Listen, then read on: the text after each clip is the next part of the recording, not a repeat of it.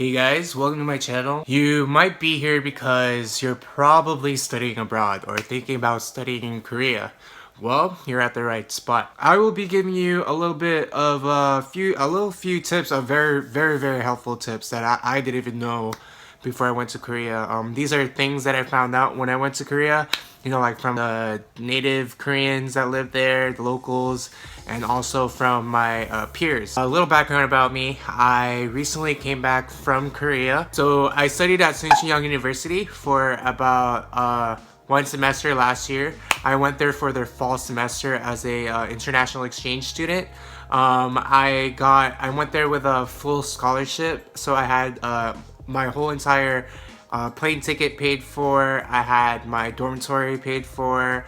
I had my full tuition paid for. All I had to cover really was my own expenses, you know, like food, you know, if I go travel outside, etc. I'm not sure if Suncheon University is a pretty big school in Seoul, but they're pretty well known for their medicine. A lot of people actually go there to study medicine, which is really cool because they have like the top 3 hospitals in Seoul or something. I met so many people. I met people from Czech Republic, from Ukraine, from Germany. I also met people from, you know, like from California. Yeah, and I'll talk about that. All right, so let's get to it. What you're gonna experience right when you get to Incheon, when you arrive in Incheon, is how the hell do you use the transportation system? You don't know where to go. You're not familiar, especially if it's like your first time in Seoul, right?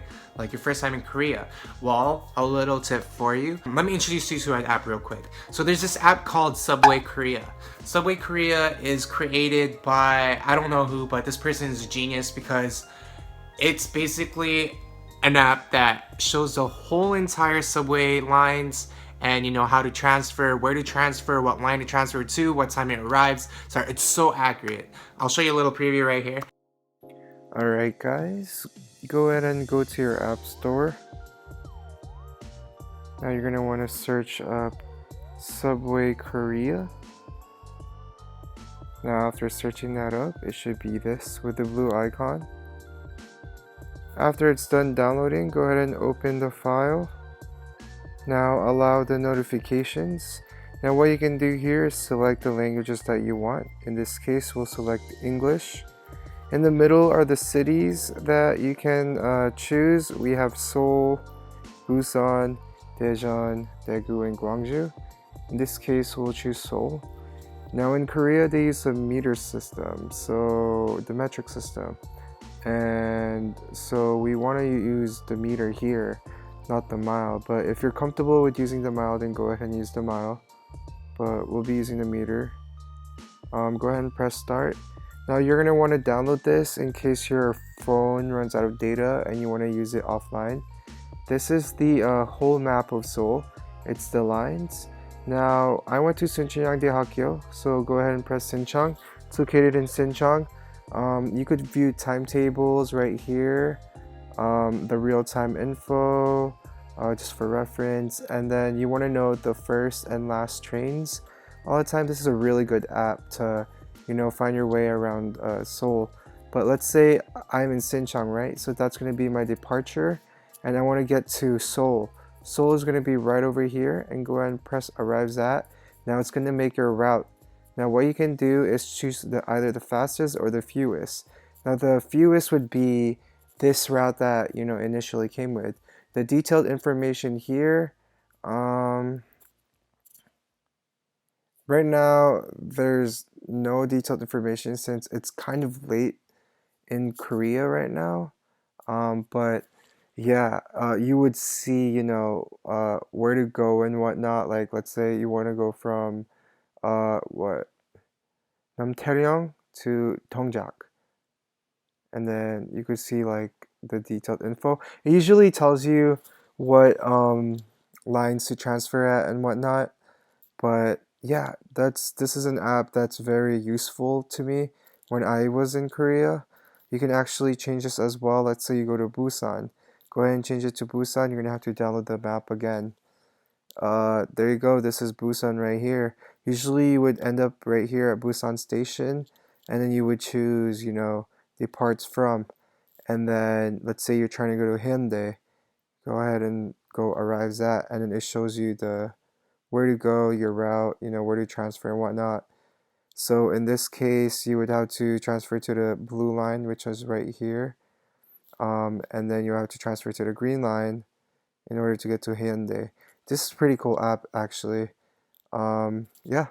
Another good map to use is Naver Dictionary. So another app I want to show you would be the Naver Dictionary app. If you're not too familiar with the Korean language and you don't know how to communicate with people in Korea, this is a really good app to use. It's just to guide you. You could use a translation, search up some words you don't know. It also comes with romanization. I already have it downloaded, so let's go ahead and open it. Right here, you're going to see this right when you open it. Translate is at the top. Let's say you don't know how to say, a simple hello. Just say hello. It doesn't really give you like the proper formalizations like, 입니다, yo, etc. But let's say, there you go. Hello is 안녕, right? You can actually do the romanization right here, 안녕. And then, like let's say you can't read Korean. You want to use that romanization. Also, if you're not too sure on how to say that, there's this where you can, like play how to say it. Sorry, it's not working right now because I have my phone plugged in. But hey, you know what I mean, but it's gonna pronounce it for you. And you also have, like examples right here on how to say things, you know, like 안녕하세요, 전 어떻게 지냈어요? Hello, is there anybody? Or how are you, etc. There you go. This is a very, very, very good app because in Korea, a lot of people actually use this. A lot of people use Naver. Naver is basically their Google in Korea. So I highly recommend this. Yep. That app is definitely going to help you when you're trying to get around Seoul, if you're trying to, explore by yourself. What I usually did, that's what I usually did, like I always explored by myself because, it's always nice to like explore by yourself. All right, so another tip that I would like to give you is some things you want to bring when you're in Korea. You want to bring a portable charger. A portable charger is really good to bring with you because, as a foreigner, as someone who's never been to Korea, you're gonna want to take as many pictures as you want.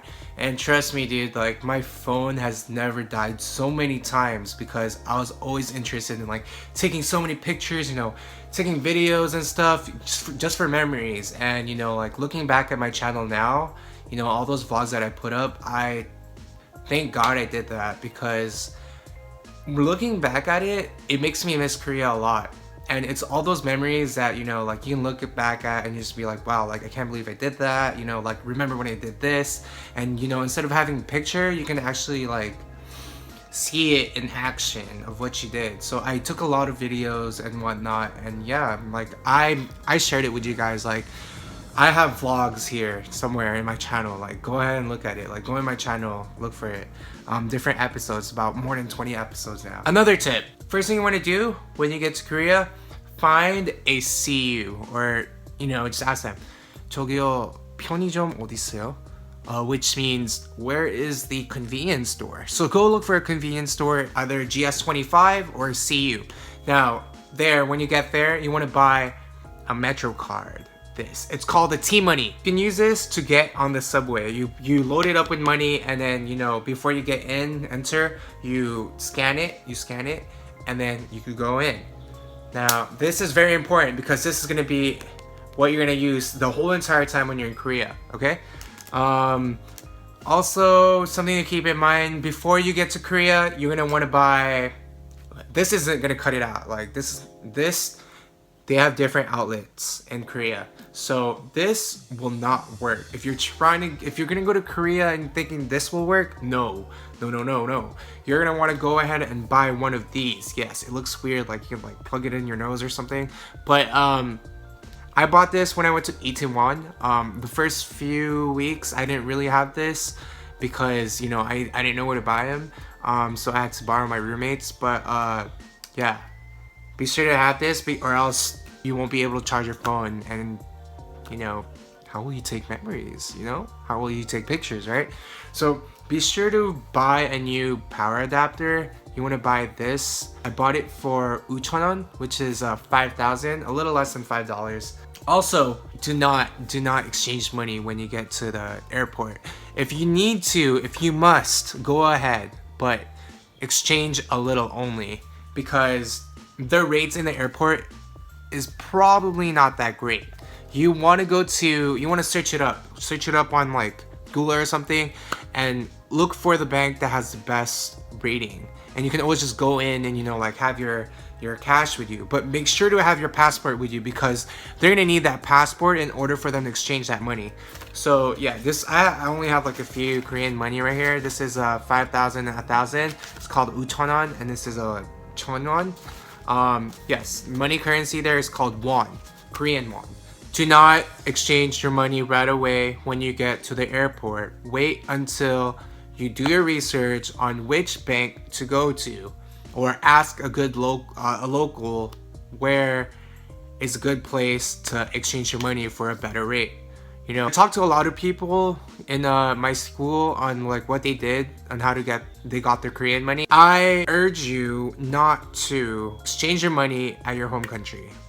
If you exchange your money at your home country, you'll most likely be ripped off. You will be gypped. You will lose money yourself. You know, they will give you the lowest ratings. Wait until you get to Korea in order to change your money. Change your money when you get to Korea. That's all I'm gonna say. If you're traveling far away, let's say you've all been settled in and you're starting to travel anywhere, use a KTX. KTX is probably the fastest way to get anywhere. However, it's the most expensive way to do so. Like, this is a KTX that I got back in August, and it cost 14,100, which is about $13, $14, around there. What to expect when you get to your university? You will see people wearing their major jackets. Like, you're gonna be like, what the hell? Like, why are all these people, like, why do all these people have, you know, same jackets? Well, the university students actually get, you know, their own major jackets. Like, I got my major jacket from like Suncheon University. Your major is actually supposed to be in the back, but I don't know, mine was in the back for some reason. And then, you know, you have the Korean flag right here, and then, you know, you might have like your school logo right here or something, but I do have my school logo like other side. And you have the year for when you attended, like 2016 is when I entered. So yeah, it looks like this. All right, cool. I highly recommend you buy one, because it's good for memories, and also you don't want to be the only one who's like walking around in your major that doesn't have it. So it's always good to have it, and you can, you know, like, it may look weird when you get back to your home country, but it's something that you can like walk proudly with, you know, just like show off that you went to Korea, you studied abroad. The food in Korea is very, very cheap. Like, you can probably get a meal for about $3 to $4, which isn't too bad. Like, it's not bad. That's actually really good, because like here in the US it's a little too expensive, like around $7 to $8 just for a meal. But you will definitely save a lot of money when you go to Korea. But you're gonna want to, you know, like control yourself a bit, set a budget for yourself. Because I remember I came to Korea, like the first week I came to Korea with about, my budget was, oh shoot, I didn't have a budget for myself, but I went there with $600 like in cash. And I spent all of that within the second week, which was pretty crazy. And I noticed that I spent most of it on food, because, you know, Korean food is so freaking good, like so good.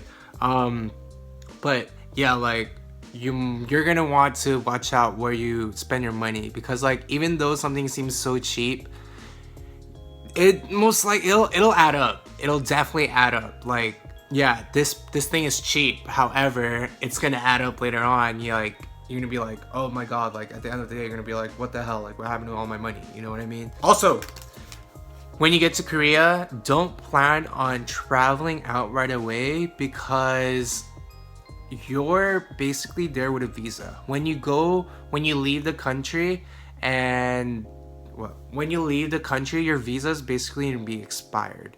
So let's say you get a 6-month visa or you get a 1-year visa. It doesn't matter what visa you get, but right when you go out of Korea, you won't be able to go back unless you have an alien registration card. When you get to Korea, they will register you an alien registration card. However, that might take a while, about 3 weeks, and that's gonna take another 2 weeks for it to come.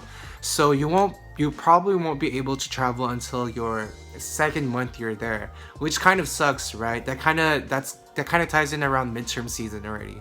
But yeah, this is how it looks like. I know, like, I look really ridiculously ugly on this one, but I look like a freaking alien.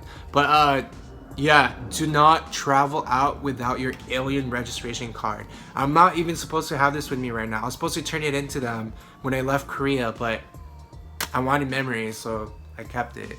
Don't tell anyone. Also, I do highly recommend you take advantage of the low prices of studying, of traveling to other countries, because traveling from Asian countries, like from an Asian country to another, is really cheap. Just like how when you're in Europe, like if you travel to different, you know, places in Europe, you know, like it's gonna be pretty cheap. Like I went to Thailand and I only paid $200 for the round trip ticket, which was really good.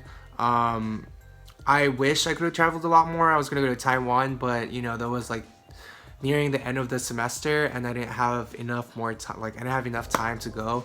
I mean, which kind of sucked. But I highly recommend you travel as much as you can when you're you know, studying abroad. Like, take advantage of that. A lot of people actually regret it at the end of the semester that they didn't take advantage of like those low prices. You want to take advantage of those low prices, definitely, because if you're back in like your home country, it's definitely going to cost a lot more to travel to Asia or to, you know, another country, right? These are all that I'm going to tell you for now, because I don't want too long of a video. But if you have any questions, go ahead and feel free to leave a comment down below. Subscribe if you want to see more, and yeah, shoot me a message. Thanks.